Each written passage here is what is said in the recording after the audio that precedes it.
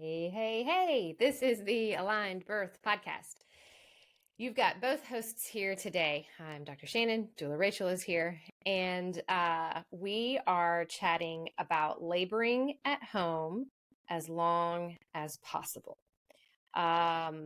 This comes up, I think this is one of the things that comes up a lot in the office when we're navigating those final weeks of pregnancy and we're starting to make sure we've got things lined up, bags are packed if you're going to the hospital, like those type of things. And it can come up as far as, okay, well, when do I go to the hospital? And so why are we talking about this today? Because laboring at home as long as possible can really set yourself up for success when you do get to the hospital. There's a big difference between arriving at about like 2 centimeters dilation versus maybe 6 centimeters dilation. There's a big difference.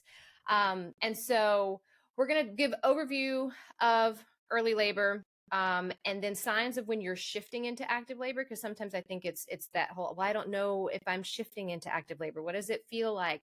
How can I rest during active labor at home? And again, we want to share the benefits of laboring at home and then those ways to achieve it. Welcome to the Aligned Birth Podcast. I'm Dr. Shannon, a prenatal chiropractor. And I'm Rachael, a birth doula and childbirth educator. Together, we're here to bring you conversations about pregnancy, birth, and motherhood. From cesarean to VBAC, hospital to home births, we've experienced it all. We are high school friends who reconnected through our shared passion for health and birth. As moms to 2 young boys, we've both changed careers after our own transformative childbirth experiences. Join us as we discuss the importance of a healthy body and mind throughout pregnancy, birth, and into motherhood. Our goal is to provide fun, interesting, and helpful conversations and interviews that inspire learning. When your body, mind, and intuition are aligned, you can conquer anything. Sit back and relax, or grab a notebook and take some notes, or maybe listen as you enjoy a walk. However you choose to listen, we hope you enjoy this episode of the Aligned Birth Podcast.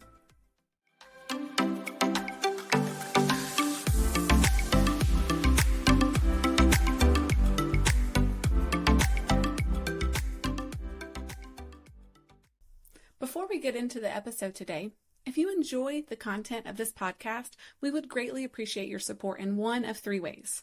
First, leave us a review or give us a 5-star rating. Your feedback helps us reach more listeners and make a bigger impact. Second, you can sign up for our newsletter.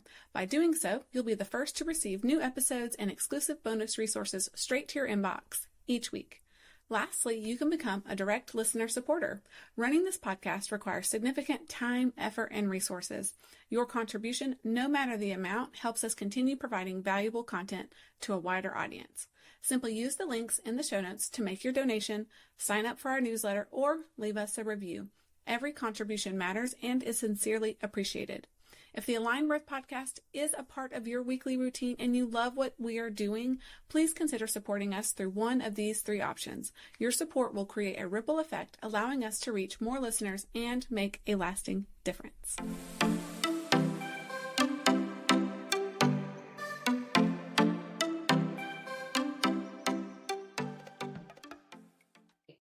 Hi, Rachael. Hi, Dr. Shannon. So good to see your face this morning. Yeah. Thank you for that awesome intro. Very excited for this conversation, as I always am. I think the reason I like this conversation, this topic, is because it's one we have with almost every single one of our birth doula clients. It is also a topic that I teach in childbirth education and in our home birth prep class, like not even, I guess, home birth prep, but we touch on how to navigate early labor. And that's really the meat of this conversation. Because I put in parentheses on our little outline, I think labor at home as long as possible is a desire that a lot of birthing people have, but it is easier said than done. I feel like people are like, yes, I'm going to labor at home as long as I can. And then when they get into it, they're not It's prepared. harder than you think. Yeah. It is Like it's harder a little bit harder than you than you think. Yeah, no, think. that's exactly it. It's kind of like, oh yeah, I'll just stay at home as long as possible. Makes And it's almost like sense. a little thing on a checklist. Yeah, like, okay, I'm going to stay at home as long as possible. I've got the hospital bag packed. Like but there's so much that goes into that. There's Yeah, a and lot. people have a Yeah. desire of getting to the hospital well into labor, meaning like active labor. Maybe they have a centimeter in mind of like 5, 6, 7, some people 8 centimeters. Like everyone kind of has Mm-hmm. a Mm-hmm. vision, and we encourage that. Like, where do you see yourself out when you want to Mm-hmm. go to the hospital? And it's like, okay, well, how do we get from labor starting to that point? And that's where that's what we're going to kind of share today. And sometimes that beginning, that when labor starts, it can be a long-ish process. Because I remember like sleeping, and I remember contractions coming somewhat regular, but then it's like it was all night long. So then if it does start to pick up, you're like, okay, do I need to go now? So that's kind of what we want to touch on. And I'm just thinking of my own personal experiences with my two very different births. And I think I had a patient in the office yesterday. We'll mention her. I guess she may mention in all the sessions we're recording today, because I told her what we were going to talk about. And she was like, oh, well, add this to it. And then she asked, what do you think led to your emergency cesarean? Like what do you think got it to that point? And one of the first things that always comes to mind, or I think of, is that I didn't labor at home long enough. Now, I'm not trying to say that if you don't labor at home long enough, you're going to Mm-hmm. end up with the cascade events. That's totally not it. That's not it at all. But I know that for me, that was one Because you factor. felt like you fell into a set of cascading Yes. interventions Yes. due to being at the hospital earlier than you either wanted or hindsight see as Yeah. It optimal. wasn't as emergent. We didn't need to go as quickly as I thought we needed to go. Yeah. Yeah. And Mm-hmm. that's very real. And that's Mm-hmm. like when I say we, like Hannah and I talk with our doula clients, our birth doula clients, so often about this very Mm-hmm. topic. And then when they get into labor, it is like a different story. So it's Yeah. okay, like if you're like, yes, this makes sense logically, but when you're in it, please give grace and space for how you're going to feel. But of course, we feel like preparedness, some education, a good support team, a good true understanding of what this process looks like and the benefits, and you really got to root in the benefits too, how that can help you. That's your best chance at achieving that goal. And then also knowing that if things arise where you're like, I don't feel safe at home anymore, I'm more Mm-hmm. anxious than I thought, I'm in more pain than I thought, or whatever, and all the tools you've tried to use aren't working, like it's okay. Like go. Like we even encourage go to your care provider, go to the birth location. You can get checked. You can check on the baby because sometimes people just want that reassurance that Mm-hmm. everything is fine. Mm-hmm. And like if you're 2 centimeters, for example, because that's part of being admitted usually is getting a cervical exam, kind of see where you're at, check on the baby, what's happening with contractions, kind of assess everything. And if you're like anything before 4 centimeters, a lot of times it's encouraged to go home, Yeah. to return home. And again, if you have another like set of circumstances that necessitate you being there, prolonged rupture of membranes, you are GBS positive and you've opted in for antibiotics, high risk pregnancy, like, okay, so we understand that there's like a set of people that it is better for them to go ahead and be there. But if none of those apply and you've discussed the pros and cons with your care provider, go home. Hannah talks all the time about she went 3 times. I remember that in her story. Yeah, I remember that in her My story. birth I love doula it. partner for her first biological child went 3 times before. And then by the time she got there for the third, it was like she got there and pushed her baby out. It was great. Yeah. She just But it was needed, worth, and yeah, some of that reassurance. she was driving 45 minutes both ways. It's a lot of effort to kind of get the gumption to pack up the car, Uh-huh. go and not sure, am I going to stay? Am I going to go? And you've never done it Mm-hmm. before. So it's really hard to then pivot and go home. But there's Yeah, so because much then it's benefit that to it. lead up, that build up in your mind of, oh, this Oh, is it. yeah. And in my instance too, is I was well past my estimated due date. And so I think I was encouraged to stay. But I remember I got there at 2 centimeters and I was like, well, this sucks. Well, and that's where conversation with your care provider, Exactly. it has to come in. Because again, you had a set of circumstances, and then your provider's like, well, we don't really fully support you going home. That doesn't mean you have to stay, but that does mean you can say, okay, tell me more. What are the risks? What are the benefits? And that's why I said encouraged, because I was like, I didn't know if they weren't like, oh, you have to stay. But at that point in time, I didn't have that knowledge, that support base to be like, oh, wait, you can have that conversation. These, do I have to? What happens if I do? What happens if I don't? I didn't have that brain acronym to go through. Yeah. We talk about a lot. And that's helpful in that instance. That's why we're having this podcast. That's why we're having this conversation.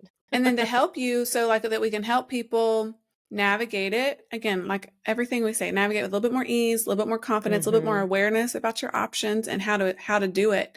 And all I can say is lean into the process, learn about what's normal, listen here for some tips, take what resonates, and communicate with your birth team. If you have a doula, your care provider, like talk this out. Your partner, who's going to be like there, your husband, your boyfriend, your whomever is going to be like your main support person. Like you got to talk this through with them too, because that's another thing that we have to address is the other person along this with you. If you've chosen someone, they've got to be supportive too.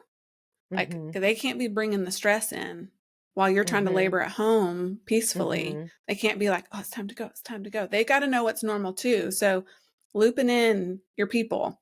Exactly. I think we touch on that. I think I have it on my list. Yeah.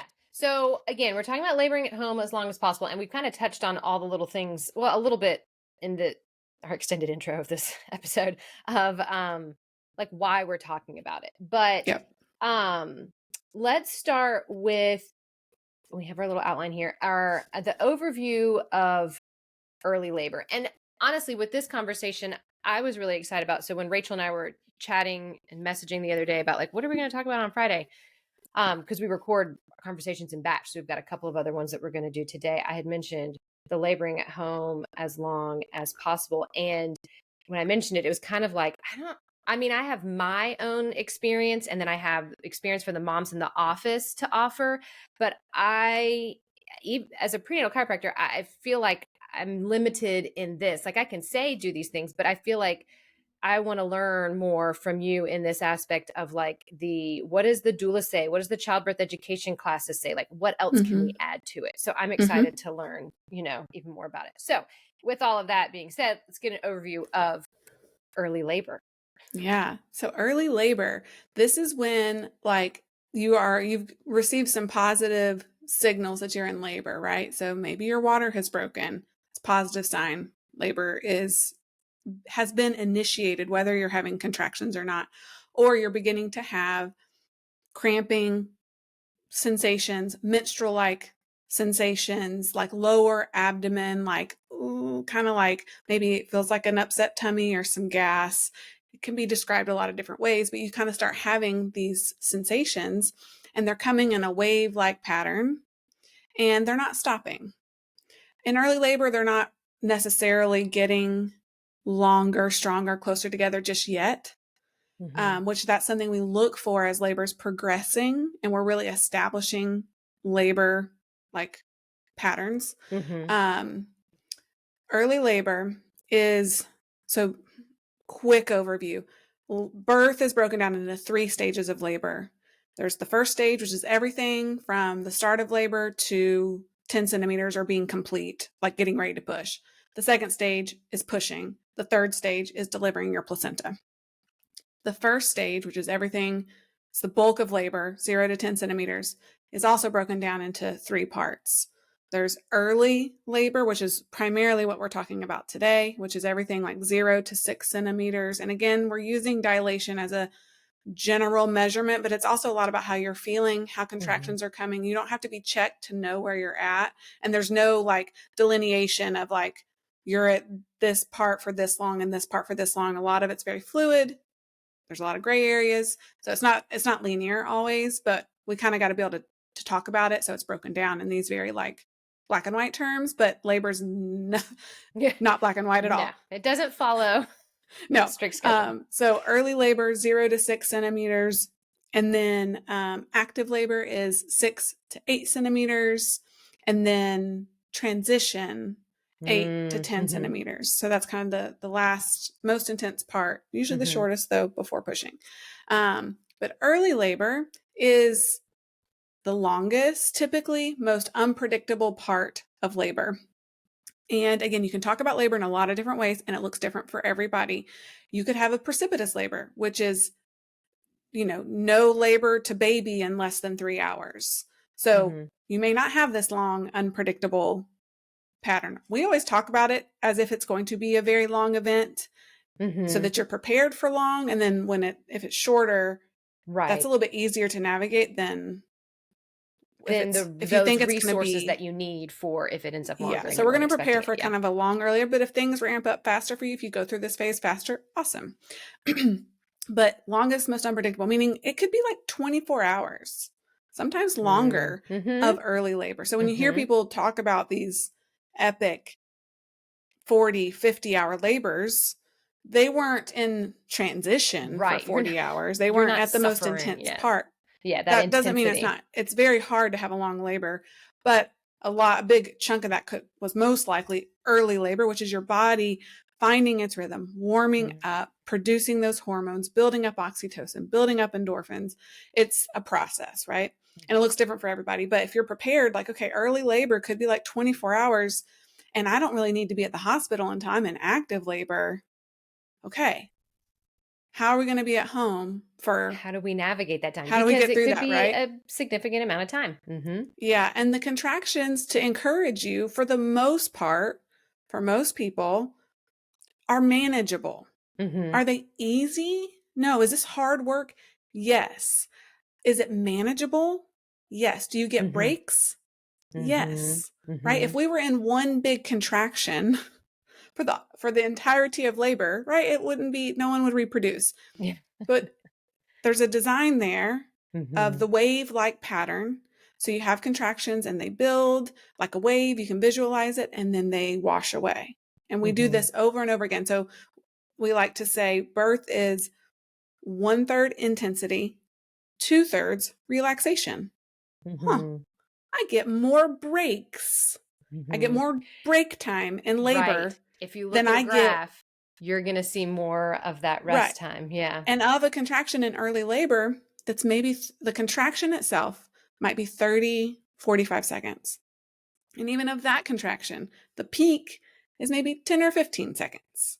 So when you can kind of visualize and be really receptive of like, okay, I'm getting these breaks. I'm going to take the break. I'm going to use the break for relaxation. I'm not going to think too much about what's to come. I'm not going to do labor math. I'm not going to try to anticipate. I'm going to just be like full surrender for early labor, because we don't know how long it's going to be. So if you can fully surrender and do the things we're going to talk about here, it's going to be a little bit easier to navigate. So the contractions are manageable. You're getting breaks. This is the time of labor. You're going to feel more like yourself. You're going to feel more social, more energized to do those conversations. Because I often hear, and you guys will talk about too, how you'll talk with clients on the phone. And if you're having these normal conversations and they're like, oh, do I need to go? It's kind of like, nope, I can hear your voice. I can hear your tone. And then when they call back later and they're like, or when the husband calls back. Yes, it's shifted. So that's exactly that's what I think of. Right. And that's, we try and paint that picture of like, okay, if you're still having conversations, if you're still up for talking on the phone with your friend or your doula, you're still sort of bopping around, even if the contraction is taking your attention. Yes. Just welcome that. Be like, oh, yep, I feel that. Take a deep breath, try to release the tension where you can, and then carry on. And there's like, ignore it until you can't. We say that a lot, like ignore it until it's demanding your attention. And when it's demanding your attention, that's a good indicator that, okay, we've now like kind of gone into the next little part of even early labor, right? We're not even getting to active labor yet, but there's like a shift around like 4-ish centimeters where things intensify. And a lot of people think that that's sort of like a good time to go to the hospital. They're feeling that shift and it's like still just a little bit early. So there's some other things we can look for, but it's typically how they're coping during and between contractions. Like if now Mm-hmm. between contractions, we're not talking, we're focused inward, we're keeping our eyes closed. Things around us are either Yes. bothering us or we're not noticing them. Okay, now we're kind of progressing. And the contractions begin to get a little bit more intense, a little bit longer, and then doing that for a while and then not stopping. Now you're like, okay, we are in We're labor. And going. that's an excited thing. It's normal to feel super, super excited when you're like, oh my gosh, you're going to feel excited the first time you have that first contraction or your water breaks. Like you're going to feel excited. And that's where we have to like identify, Yes. but then we have to counter it. Because I think when we have these Uh-huh. conversations, it's logical about like, this is how it goes. This is how you're going to feel. This is what you can do. It's logical. You're like, yes, I get it. But then when you're in it, I think that's it's, what we're trying to touch on today, because I yeah. remember with my second, I remember being at the holiday office party because it was around Christmas time, and I was talking to my supervisor. We just eaten at Maggiano's. Parmesan eggplant or eggplant Parmesan was on the menu. And I was like, getting it, because you always hear about that with like getting labor started. Cause it was like my due week or whatever, like my Why estimated not? due date. And I was like, I'm getting that. And I remember sitting there and I had these intense contractions. I'm trying to have this conversation with my supervisor. So he's still talking. And I remember I just grab onto the side of the table and I squeeze it. And then it goes away. And so then I continue to talk and everything's fine. And it comes back. And it's kind of rhythmic, they're far apart. But it was I look back on that. I'm like, that was so fun. Like when I look back on it now, I'm like, that was so cool that I'm like literally about to give birth. And I'm over here managing this supervisor, trying to like have these conversations. But then I think back onto, it's always easier when it's your second time around. So again, if it's that first time, you just don't know. So you've got to be okay with the, like, I've got to go with the flow. I know I'm not going to know exactly what this is. Yes, you probably have had Braxton Hicks and false labor and contractions, but I remember thinking back on when we went to the hospital with my first, and I was like, I don't remember those contractions being anywhere near where I was at the holiday party. And so that was a big difference. Like I remember I don't remember why we went to the hospital because I don't remember being so uncomfortable and so out of sorts that I needed to go. So it was interesting to think back on it and been like, yeah, I definitely could have waited at home a little bit longer until they got a little bit more intense. Yeah. And that's a pretty common response. It's understandable when people have those contractions and they feel intense to them, like they feel, and maybe they're building and getting closer together. It's like, and you don't know, and there's no shame. There's no fault. If you go and you're earlier than you thought, but we're like, it's okay. Go home, go back home. It's okay. It takes time. For some people, it takes days. For some people, it takes a handful of hours. Everyone is different. So hold it very loosely. Be prepared for it to go longer. We say prepare for that marathon, hope for a sprint. And so some things to do, right, during early labor. What do we do to occupy that time? The advice Hannah and I give might be different than either what people see and hear often or what people think. We say rest. We say rest, rest, rest. And people are like, but I'm in labor. I got to get the show on the road, right? I got to do. And you're excited. So doing and being active is more like ease, it's easy. Words are hard. It's easier to access doing than resting. And again, I can tell you, hey, when labor begins, rest, you'll be like, okay, I would love someone to tell me to rest, right? They're like, I got this.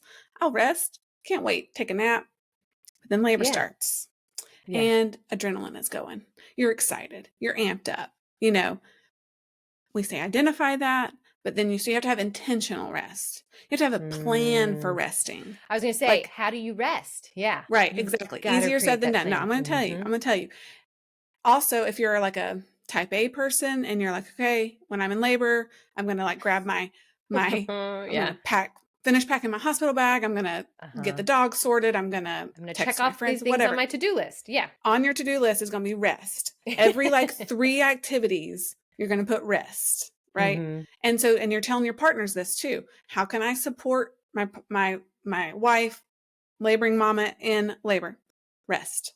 Encourage rest. I can't, how many times have I said rest in this past 30 seconds?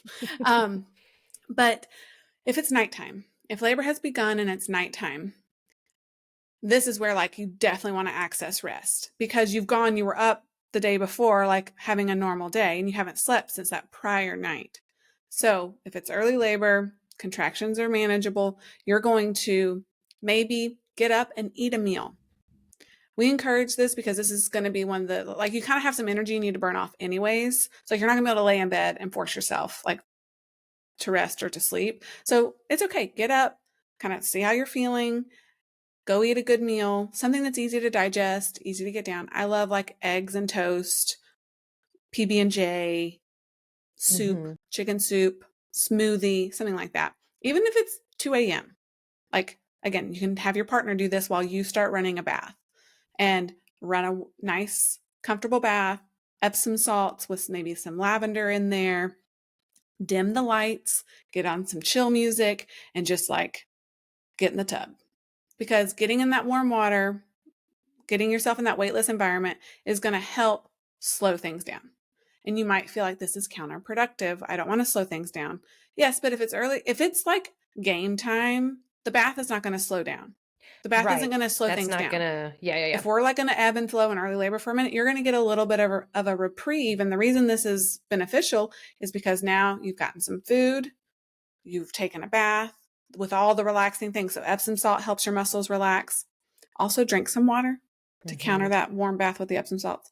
Got the lavender going. You've kept the lights dim. You're not like up talking, being loud. Like we're keeping the energy down. And then you go straight from there to the bed. And a great position for early labor is called the exaggerated Sims, or like exaggerated lunge, but side lying. So you're lying on your side. Let's say you start on your left side. You're pointing that bottom leg nice and straight. Top leg is like as high on pillows as you can manage. And then you rotate your belly button as if it's trying to point towards the floor, and you hug a pillow around your arms and kind of squeeze it. And you can have those pillows like under that knee as well too, to keep that, like the hip from relaxing. Support the knee. Like you're taking that knee and it's landing on either, if you have a peanut ball at home, awesome. The knee is supported under either a big stack of pillows or something like a peanut ball. And then you're using the space because you've now opened up your hips to rotate your belly button towards the ground. And then you're hugging a pillow, and then you're resting your head. So we're in a nice, like relaxed position, but it's also great for facilitating labor progress, keeping the hips open. It's usually comfortable. Most people like it. I was going to say most people, like that position. This is a great time for the partner to kind of get in behind you, rub your back, nice, gentle, like cat-like petting, just like really helping you relax. And the contractions hopefully are going to keep coming. If they don't, you're definitely like either in like prodromal labor or super early labor. Take the rest, right? But if they do keep coming, then you can stay. The goal would be to stay in that side lying position and then like rock. Hug the pillow and just rock. Your partner can kind of massage your hips or your back during the contraction. But mind you, at this point, they're like 30 seconds long with gaps space between of 10, 15, 20 minutes or longer. So if you're in that position, in a restful position, you're going to feel that contraction come. It's going to wake you up. So you might say, I'm having contractions. I can't sleep. Okay, of course, we hear that. So rock through it. But then when it's over, if you're upright and moving around and walking around, you're not going to be able to access rest or relaxation when the in-between, when the contraction's over. So if you're in that lying position, then you can't. So that's the goal. So you would ideally stay in the bed, especially, so we're talking nighttime, and then you're going to try and get to sleep or just achieve good rest, conserving energy between contractions. And hopefully you're able to still maybe doze off or just stay in restful position until being in that lying down position is no longer good for you. If really, truly you've tried and it's like, no, and that's a real thing. Being lying down sometimes in labor is really uncomfortable. But you could then maybe sit on a yoga ball next to the bed and then do a big stack of pillows on the bed and then like drape your head over the pillows And so you're sitting in a ball, which is maybe sometimes more comfortable than lying down, but you can still rest your upper body and then maybe doze off. You can also get in hands and knees on the bed with a big stack of pillows in front of you and then drape your body like over the stack of pillows. Again, very relaxing, very like more restorative positions, but yet being in those more gravity neutral or upright positions might feel better for you for labor, but we're still focusing on rest between contractions. Exactly. So this is And nighttime. I think one of the things to say when we're saying rest is sometimes my mind goes immediately to, oh, well, like sleep. But Right. rest can, in this sense too, it's like a stillness of movement rather than like, again, you said you may not go into complete sleep, or maybe you do fall asleep and it's yes, it's interrupted, but there is a stillness to what you are doing, right? Yep. You know, like Conserving it's just energy. exactly calming things down. So that's, I don't know. Sometimes I just didn't want people to think like it's just, oh, No, this straight up is sleep. And it's rest like, doesn't mean no, sleep. If right. you can access sleep, great. Yeah. Rest just means being still, and then also trying to visualize and focus on like letting all the tension go between contractions. Again, this is an intentional effort because contractions bring tension. And if you hold on to that tension, it builds up over time and it actually makes the contractions feel more painful. So if in that lying down position, you're doing like a body scan and you're going from head to toe and you're like releasing the tension between your brows, letting your jaw go, letting your shoulders go, letting your fingers unfurl, let your bottom go, like unclench anything that's clenched, wiggle your toes, like walk through everything to let it go. It's going to help you be able to access the stillness and the rest and the benefits of being in this like more restful position between contractions. And it's also going to help you prepare for the rest of labor. It's like laying the foundation. So really focusing on releasing tension. That's a great partner tip too. Giving them those instructions of like reminding you to release the tension and reminding you like kind of doing that body scan with you and maybe even touching you in those areas is going to help you. I don't know if I know me, and I can't say everyone's this way. We have a lot of people who are like, don't touch me, but like, you touch give me a little head scalp scratch. And I'm like, oh, okay. Yeah. I'm like a cat. Yeah, exactly. Right? So, we got to practice. I encourage practicing these things during pregnancy, like at bedtime, get in that position, have your partner do the body scan, take some deep breaths, like practice. Like a lot of this takes intentional effort. And then during the daytime, so if labor's picked up during the day, or you've maybe done this all night and now it's daytime. So if you had a decent night's rest before and it's daytime, this is a great time for distractions. Like carry on as normal, as much of normal as you feel you can do. So if it's going to the grocery store, if it's going out to eat, I love that you shared that story about going out to eat. I also went out to eat with my second and was in labor, like having contractions, and was literally doing it because I'd kind of been off and on all day. Yeah. And I was like, oh, I don't care. I'm just going to go out to eat. I'm glad I had so glad that ability to go eat, because then I was like, well, this is a distraction, because who knows, maybe I would have gone too early then too. So yeah. One of my favorite pictures is because I went with my mom and my dad and Everett and Jay, my husband, and my son, is like, we laughed. And I was having contractions, but everyone like stayed chill. No one was bothered. I'm having contractions, but we're laughing. But we took a picture at the end. I've got my mom and my dad. They've got their hands on my belly, and we are just like grinning ear to ear. And I mean, baby, he was here 12 hours later. Yeah. Like, what? Like to look and be in like in that moment out in public span of time. This is what happened. Yeah. That's cute. Yeah. So distractions. Yes. So distractions. So, carry on as normal. I like to say, make a Labor Day list so that you don't let if the excitement comes in and you like forget everything you learned, like put it on the fridge, put it somewhere where you'll remember it. And Labor Day activities, so they could be special. It could be, I'm going to go to the store, I'm going to buy everything to make a birthday cake. I'm not going to have any of those ingredients on hand until I'm in labor. And then I'm going to go to the grocery store, I'm going to buy the things to make a birthday cake. Or I'm going to go to the store and make a freezer meal for postpartum. Or I'm going to go make something that I can, like a lasagna to bake and eat after when we get home or something, whatever. some things you enjoy doing. Like I love cooking, so I'm using that example. But maybe it's go to the park and go for a walk, or maybe it's go walk around IKEA or Target. Something that's very distracting, like you could just peruse and not feel like you can kind of get lost in the process. I love like lunch with the girlfriends or family and friends, date night, connection with your partner, husband. I was going to say something else about, manicures, pedicures, right? Those release oxytocin. You get massage, you're relaxed. So, kind of some things that feel good, that make you happy. We're focusing on getting oxytocin going and flowing, and also keeping you distracted and not focused on labor. And then you're balancing all of this distraction stuff with rest. So you're going to go to the grocery store in the morning, and you're going to make that birthday cake or whatever you decide to make. And then you're going to take a warm bath, and then you're going to get in the bed and do the side lying exaggerated Sims position and rest for an hour.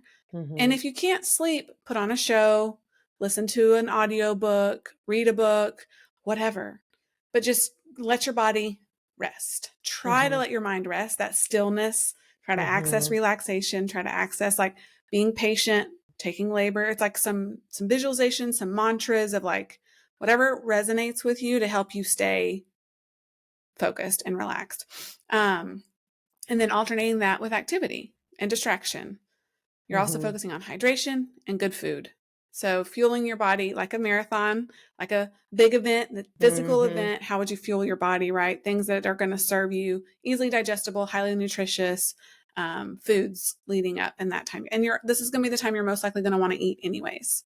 So eat the good meals. Connection. So partner connection during this time. If you are in a relationship, and it doesn't have to be just sexy time, right? Cuddling, kissing, shower time, massage, try some of those, holding hands, cuddling up on the couch, watching a funny show on TV, like with your partner, like all of that's going to boost oxytocin. And oxytocin is the love hormone, and it is a driver in labor, and your uterus has oxytocin receptors on it, and they build up over time. So in early labor, you're helping those oxytocin stores get bigger and stronger so that when labor picks up, you're ready to go. So leaning into connection time, that's partner how time. this rest and then boosting the oxytocin can help further down the road, Yep. Yeah, it can help immediately too, but that's pretty cool when you think of it like that. Like, setting myself up for success later on. Yeah. And laying that foundation. This is like the more you can lean into this. And I think a lot of people, when they do it, they look fondly on that day. Kind of like you shared. And then I shared, I was like, oh, that was so fun. It's a memory you won't forget. You're in labor, but yet you're doing these other things. And that's why I say choose the things you do intentionally. Like have the list, like have some things to do, and then balance it with rest. And then just don't put a time on it. Just, we're going to do this until things pick up, until labor is demanding my attention. Exactly. So now if we're shifting into active labor, what is that? What are some of the signs, things that we're looking for, thoughts, feelings, sensations that we're trying to, categorize or at least kind of figure out what's going on that shows us, okay, now we're shifting into that active labor. What do some of those things look like, feel like, sound like? Yeah. And there is a shift, and it's notable because you've been kind of like doing normal life, everything leading up to this, and all of a sudden things start to feel different. They start to feel more intense. And this is when sometimes you're like, oh, things have shifted. I'm now in active labor. And a lot of times, especially for first-time birthers, you're just in kind of late, early labor, and not to make a subcategory of an already like complicated. The three parts of the three parts of the three parts. I know. But it's usually where one of the examples we like to share is, let's say in early labor, you're starving and you order a pizza, and in early labor, you're the one that makes the order. You pick out what you're going to have. You make the phone call, like you're chatty, you're excited, you're like, craving pizza, so excited. But in the time between when you place that order and when it comes, you've shifted into active labor, and or your things have intensified, right? Your kind of things are picking up. Now the pizza person shows up. you could care less about that pizza. They ring the doorbell, they're hammering the door. You're like, what door? I don't care. Someone will get it. If I don't get it, they'll leave it at the door. I don't care. Like you've lost like all interest in that thing. Yeah. So that's like the mindset is like early labor. I'm social, I'm active, I'm engaged. Like prefrontal cortex is on fire. You're talkative, you're thinking, you're answering, like all these things. As you're shifting into active labor, the prefrontal cortex dims. So like your thinking brain gets more quiet, and then your primitive brain lights up. And that's where you're turned more inward and you're more focused on labor. It's demanding your attention. That's kind of another way to look at it. Yeah, I like that. Whereas before you could have the conversations during contractions, but now it's, no, I need to be, my eyes are closed, or maybe I'm making some sounds. Maybe I'm like instinctually moving, especially between contractions. Not just during contractions, but between contractions. I think it's the not just during the contractions that it kind of, that time in between feels different as well too. That's where you're really, like, another good example is you're watching it, you've turned on a marathon of your favorite show. You're watching it during contractions, you're closing your eyes, you're like breathing through it. But then between contractions, you're back to watching it. But that's like the extent of your energy. Like that's still early. But then now like you're shifting, and now you don't want to watch the show anymore. Your eyes are closed between contractions and during contractions. Like, and it looks different for everyone, but that's just like a little bit of a, like, what's it look like on the outside? What's it feel like? Versus obviously there's like, because we get to talk about like dilation, but you may not know where you're at in that part. And that doesn't matter. It really doesn't matter. So almost like forget about that part of it. The other thing is your contractions are going to become longer. They're going to now be notably a little bit longer, stronger, closer together. And then doing that for a while and kind of growing in intensity. So you're really starting to shift. And in this initial shift, kind of like a mini transition, you might feel shaky. You might feel flu-like. You might feel like kind of like coming out of your body a little bit. And so knowing that that's normal. And so just to try and touch on without getting too on a tangent, but the hormones of labor, we talked, oxytocin and endorphins are sort of like the good hormones that you want to flow freely. And then cortisol and adrenaline is what we want to try and keep to a minimum, because they can't really go at the same time. And if you've got too much cortisol, which is your stress and your fight or flight adrenaline hormone, that diminishes oxytocin. So we need oxytocin flowing freely. Oxytocin is released in your brain and helps you cope with pain. So does endorphins, right? Endorphins are your happy hormone, right? You can relate as a runner. You have a big burst of endorphins after a big hard run. So these are helping you cope with the intensity of labor picking up. But if labor picks up an intensity too soon, or quickly, your endorphins and oxytocin don't have a chance to catch up. So you need to give it like 30 or 45 minutes of good coping techniques before, and then you'll get back on top of it. Does that make sense? So it's like this sort of ramp up of like oxytocin is steadily increasing and endorphins are steadily increasing as labor is intensifying. And that's great. That's why, like, if you walked into labor at 10 centimeters from nothing, it'd be really impossible to cope. Right. But since we have the steady progress and ease into it. Yeah, it helps you cope. So in this mini transition where you're shifting kind of early active labor or late early labor, however you want to call it, you need to give yourself some time for those hormones to catch up to serve you. So if you're feeling a little bit out of your body, a little bit shaky, a little bit doubtful, scared, this is where you would need to have something written down, or your partner reminds you, your doula if you have one, like, okay, you're doing great. Your body is showing you signs it's in labor. This is all good. This is all normal. Now here are some things to do to help you get back on top of things. Exactly. And another really helpful tip I'm going to back up just a little bit for early labor is massage therapy and chiropractic care. I literally just put on our outline, I was like, oh, I forgot to mention something. So I typed it out and I was like, I'll just go back to it at the end. I thought about this last night because we were talking about our outlines, and I was like, there's one more thing I wanted to add, because that's also something we tell people regularly. It's one of the things to do. People are like, I can go do that in labor. I love adjusting moms in labor. And when people hear that, they're like, labor. I'm like, y'all, we're not pushing. It's not the pushing stage. Okay. Can you tell us how that can benefit a laboring mama? Yes. So, there's that early labor.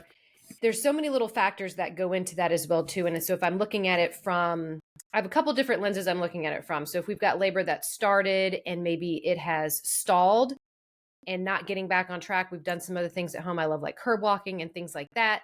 Then that's like where it has been progressing and then stopped. I think adjustments are great because there could potentially be fetal malposition.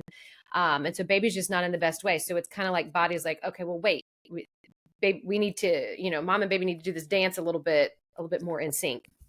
That's why I do love the curb walking. I've had several moms that were like labor stalled. They were already at the birth center and they did some curb walking and got things going. So, but looking at adjustments from that aspect of, can we bring just that last little bit of balance to the pelvis and sacrum, and allow baby to engage better is one way. But another aspect, you were just talking about like oxytocin and endorphins, and we've got cortisol and adrenaline. We have our stress hormones. So we have like almost like this dance between, I don't want to say fight. I almost said fight. I was like, I'm going to call it a dance between the sympathetic and that parasympathetic part of the nervous system. So, and I've mentioned this before in episodes, like you can't really like heal your body if you're running from a bear, if you think you're running from a bear.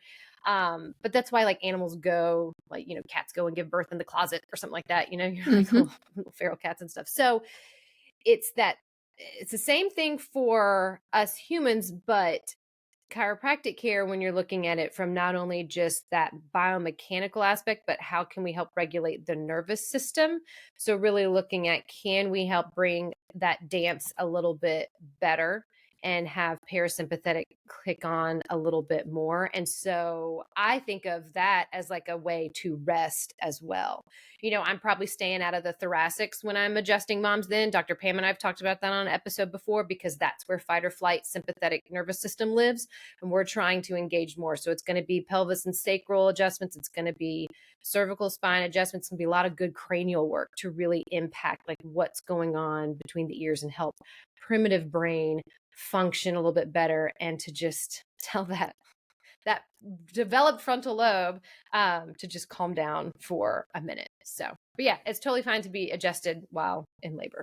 Yep. It is definitely one of the things we recommend doing if they've been under care, of course, and that's why we encourage being under care during pregnancy, so that when you're in labor, you can go seek that easily. We've had people go multiple times. Like if it's been like a couple days of early labor, go each day. It's kind of like, I'm going back unless things pick up. So yeah, thank you for touching on that. And I've had some moms too, where they're like, well, I don't want to go. Is this going to put me into labor? And I've had some moms ask, like, can you do the labor adjustment? And I'm like, well, it's the kind of the same thing that you had said earlier. Like, I don't know, like it's not me. It's this dance between you and baby and the physiology it's your body, there. Yeah. So there's not like a certain thing, but that's also there's not a switch. There's not a switch, yeah. But I haven't had it to where like either that I've had some moms that are like, wait, I'm not ready. Like, is this going to put me into labor? And no, it's not going to put you into labor. It's just going to facilitate nervous system function. So it was like, it's kind of, I don't know. It's not there. Yeah, but if your body's ready and it's getting the signal from baby, right? Prostaglandins released once the baby's lungs are fully developed. Like if all things have aligned and you happen to get it, it's like it's not a causation, right? It's not causing it. It's just part of the process. But it helps facilitate, helps get you, if your body is ready, then so you could have someone that gets adjusted and then go into labor and say, oh, that's because I got adjusted. But that was a piece of it for sure, because they were in alignment. Right. Your body was and maybe ready. That's what it was waiting on. Your body, but your body was ready. I would say the answer to that is the body is ready, because we have a great prenatal massage therapist too, Tara Thompson, on our team, and she helps people in labor too. And it's not that's or in those final days leading up to when the birth happens, and it's not necessarily causing it, but helping release tension, definitely focusing on some points in the body that are beneficial to making sure your body is ready for when it gets a signal from baby. So we love that too. And I do recommend that prenatal massage as well too that's Yeah. a beautiful way to rest. It's a beautiful way to Mm-hmm. impact how the nervous system is functioning as well too. And then letting someone else come in and do it. So then that way your partner can rest as well too. Cause we don't want them Yeah. like completely depleted and exhausted if they're just trying to do all of the resting tools or whatnot. So Yeah. yeah. So yay. I'm glad we circled back to I that. know. I'm glad you And read that my could be mind. early labor. It could be early active labor too. Just, depends on your, how you're feeling. But going back to things are picking up, right? It's feeling more intense. You're going to feel like you want to, so this is obviously specifically for people going to hospital or birth center. You're leaving your home to give birth. This doesn't necessarily apply to home birth, right? Because you're staying at home for that. But you're going to start feeling like doubtful and like, can I keep doing this at home? I'm not sure, right? And this is where we're going to really focus on coping techniques during this time. So as labor is demanding more of your attention, it's getting more intense. Even if you're feeling like doubtful or things are more painful, say like, yes, I'm in labor. My body's doing what it's supposed to do. And then focus on the more labory things. So main goal is releasing tension between contractions. That's the goal number one. So for the contraction, you can do whatever you want, really. We have some helpful tips, but the goal is really releasing the tension between contraction. And even at this point, you should probably still have 5, 6, 7, 8 minutes between contractions. And that's where you're focusing on like letting all your muscles go, body scan. Phrases we like are melt like butter or ragdoll. So again, that visualization of like a cube of butter hitting a hot pan and just like melting away. That's what we want your muscles to do. Or ragdoll, just let it all go. Some of those like cue phrases, and those are great. Again, partner phrases, because saying just relax or you're okay, or, usually it's just relax, which is not helpful. Saying these phrases is more helpful. So releasing tension between contractions, thinking about rhythm and ritual and where you can kind of latch onto that in your labor is also really helpful. And some examples of this could be you're in the shower. We love getting in the shower. It's a great place. Again, hop back in the shower. You can get in and out of the shower as much as you want. So things have picked up, hop back in the shower, and you can face the water during the contraction and just like feel the tippy taps of the water on your skin, feel the water running over your belly, like focus on that versus the contraction itself. Think about the water washing the pain away, washing the intensity away. And then when the contraction's over, you can turn around and let the water run on your back. And now you get relief on your back. And this is a different sensation, right? You're focusing now differently. Or if you have a stool in your bathroom, sit down. Contraction's over, sit down. And then contraction comes back, you stand up. You sway with the water running over your belly. You're visualizing the water running over you and off and down the drain. And then the contraction ends and you sit back down. Or you turn, whatever you've like decided is going to be my rest activity or my contraction activity. And then you're alternating. And now you're just thinking, now I'm just like, there's that rhythm, and that that's your even rhythm. engages like vagus nerve as well too, which is going to be a really big part of like the calming factors, because vagus nerve loves dance and rhythm, and it doesn't have to be like spicy salsa dancing. Like it can be that slow rhythmic dancing. Yeah, that's really good. Another one we like in a home with like a kitchen island is like, okay, for the contraction, walk at whatever pace you want, walk around the island. And you can maybe count how many times you walk around it, whatever helps you like kind of focus out, like not on the contraction itself. And then when the contraction is over, or maybe you could pace between contractions. And then when it's over, lean over the counter. Or when the contraction's coming, lean over the counter. Cause that tends to be a natural, like people want to lean forward during a contraction, right? Cause things intensify, it gets really painful. So lean over the counter, sway your hips, do some hip dips. Partner can rub your hips, counter pressure on your back. And then when the contraction's over, walk around the island. And the contraction comes, lean over the counter, sway side to side, do some hip dips, keep movement going, help that tension get out of your body. Then you get a break and you walk. You can change directions of the way you go too. Like, so now you've another, like, it's kind of like, where can I find this like rhythm? And then it becomes a ritual because now you're doing it in this like succinct way. Or you slow dance with your partner during a contraction. And then when it's over, you sit on the yoga ball and you just rest. Mm-hmm. And then during a contraction, dance with your partner, slow dance, hang on his neck, let that gravity, just like let it all go, and then sit on your ball. So this like alternating activity helps you cope, right? Mm-hmm. Accesses the vagus nerve, gives you something to think about. Like, I'm just going to focus on like doing this one thing for this 1 minute, and then I get a break, and I'm going to do this other thing for the break. Mm-hmm. So that's your kind of rhythm and ritual, and that brings on relaxation, right? Mm-hmm. And I give some different examples so that you can kind of like be open to whatever that looks like for you. Right. Because it looks different for everybody, right? Mm-hmm. And then I had another thing I was going to say. Movement, breath. Oh, rhythm and ritual. Okay, touched on that. We did rhythm, ritual, yeah. I don't know if I had any other examples. I think I was maybe going to talk about, so with breathing, another like kind of way you can bring in ritual is with counting. So a couple different ways is that you can count your inhales. So you want like that long, slow inhale and a long, even longer, slow exhale. So say you do 4 inhale, 6 exhale, having your partner kind of count that for you. So you inhale 1, 2, 3, 4. Exhale 2, 3, 4, 5, 6. Yep. Inhale 2, that engages right? Parasympathetic nervous system. Right. And you're focusing, you're just like, all right, let's count. And then maybe you do 5 total of those for a contract. That would be probably a lot, but 3 or 4 of those for a contraction. And then you're through it. Right. So you can count your breaths, thinking like either square breathing or rectangle breathing.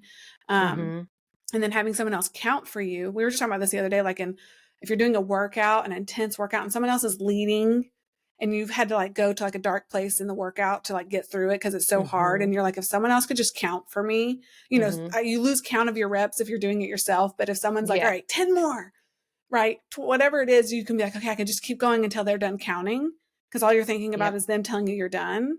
So letting the partner sort of help you with that and letting them count. And then you're not thinking about how long that contraction is going to be. You're just focusing on them counting for you. That's a really helpful way to kind of get through it. And then, or you can count your like inhale, exhale. So you inhale, exhale, that's 1. Inhale, exhale, that's 2. And maybe you do 10 of those and you're through it. So some different ways. And again, I'm all about practicing, testing this out during pregnancy. I would definitely do that during pregnancy. I did an episode on here about like some of my favorite breathing exercises for pregnancy and postpartum. Yep. And in that, I even shared, there's like some exercises that I share with people that I can't stand. It actually does not bring relaxation to me. But that's why you want to go through this during pregnancy. So, you know, okay, this doesn't bring relaxation. So what are the breathing techniques I can do that can bring that? So yeah, definitely practice.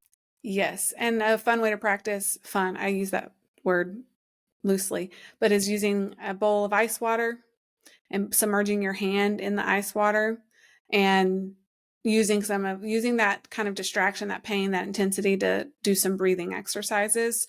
Because sometimes if you're not feeling any certain way and you're trying to practice breathing exercises, it doesn't really let you know how you're actually going to. It doesn't mimic the situation as much as what you so using the ice cold water with your hand in it is a good way to practice. And then having your partner nearby, having him count for you. Again, I can tell someone all day long, try this, and they'll nod and say yes. You're not going to be able to just in labor access these things. I mean, there's a lot you can access. There's a lot of innate wisdom and ability, 100%. But if you're really wanting to have some intentional effort, you've got to practice. Practice. With the breathing too, with the body scan, practicing that before labor begins is really helpful. And so that's where you're kind of addressing each little part in your body by inhale, exhale, inhale, exhale. Body scans are really great for the breaks, for releasing tension. And then the partner is a huge role. I've mentioned it many times here as far as helping you labor at home as long as possible, helping you achieve this, because they're part of that early labor connection and helping encourage rest and helping with food. You know, they're staying alongside you. They're, you know, your biggest cheerleader. So I encourage partners to lean in, because in order for you to really achieve this goal, having someone alongside you who gets it as much as possible and who has some tools and has had these conversations, it's going to be easier for you to get there because they're not going to be bringing their own stress and fear into it because they're going to be like, all right, we've talked about this. We know what it looks like. And then especially as things are intensifying, I like to encourage the partner and remind them that them being close, them holding a hand, them providing a little bit of counter pressure, or even like their voice with the counting and the breath brings a sense of support that the birthing person, like no one else can produce that connection. So when you're the partner and you have, like, you're doing these things for your wife, the mama, it boosts oxytocin. Like, you know, when your partner leans in and you're like, they were there just in the way I needed them, flood you with oxytocin. And so I always encourage partners, like, you don't have to do all the labor magic. If you can just like be close, lean in, be supportive, that's going to give them a lot of oxytocin, which is helpful for labor. Exactly. Now, partner support is really good. The only other thing I would add with that breathing, going back to the breathing, is like relaxing the jaw. And we've mentioned that on this episode before though too, but that's one of the big things. I feel like I've mentioned that in some episode before. Maybe I had like 5 things I go over or something, but it's making sure that we relax our jaw, and that can translate to relaxing our pelvis as well too. Oh yeah, it's all connected. Yeah, because relaxed jaw, the jaw and the sacrum are connected. So if there's tension in the pelvis, then there's tension in the jaw. If there's tension in the jaw, there's tension in the pelvis. So, and that's some of these relaxation coping techniques are great for even if you're not pregnant or if you're not going into labor. But yeah, for coping with stress or stressful situations. I would add I'm dealing with some serious TMJ right now because of stress. Oh gosh. Well, there you go. Yeah. But yeah, we like to say loose jaw, loose cervix. Yep. Like, let it all go. And it is like, if you really like give yourself a big, like, like a sinking sigh, like open your mouth. Exaggerate it. I feel like my pelvic floor let go. Like I feel everything just like let go. So try it at home. I know. Try it. I promise. And so you might also be wondering, like, when do I go to the hospital? Like, I've gotten through all this. So general rule of thumb, you might hear your provider or someone say 5-1-1 as a rule of thumb. That's contractions are 5 minutes apart, lasting for at least a minute and doing that for at least an hour. That's a good rule of thumb. You're probably nearing active labor, but if you're like, I really want to be in like deep active labor or beyond, like a 3-1-1, and if you're close to the hospital and you feel comfortable, you could also lots of factors that go into feeling comfortable with that one for that. But again, that's easier. We were talking about this the other day. It's like those are numbers, and it feels easy to get from 5 to 3, but that will take a lot of intentional coping efforts and good support system. And if you have a doula, maybe they could come join you during that time. You're really going to need that extra layer of support. Well, that's what I was going to add too, because I think having that doula, that labor support person, who hopefully the childbirth education classes that you've had too, but having that person you can talk to say, okay, this is what's going on. Because even if you can't, or just to hear you or to listen, or the partner calls or something and says these things and they can hear you in the background, like it's kind of that outside person being able to give some peace and comfort to the couple, and say, okay, do you still want to wait? You can ask the question. It helps a ton. So knowing that you have that support person and having that support person there is, I think, would be huge. And to help bring relaxation and calming as well too, even probably in, those active stages of labor, just knowing, you've got someone there to help remind you of the things maybe that you don't think of during active labor, or even like the early labor stages. So definitely the doula support. Yes. Well, this has been fun. Hopefully you guys feel like you've learned something new about how to labor at home, and that we kind of approach this as honestly and frankly as we could, so that you can prepare in a meaningful and effective way. And try to get rid of the gray area of labor as much as we can. But, birth is unpredictable. So use the tools as you need.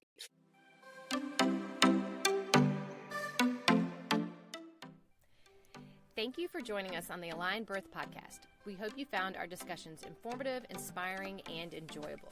Remember, when your body, mind, and intuition are aligned, you have the power to overcome any challenge that comes your way.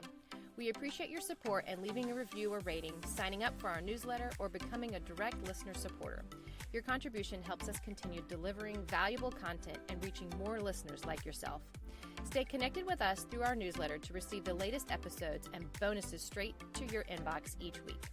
You can also connect with us on Instagram at aligned_birth. All links can be found in the show notes.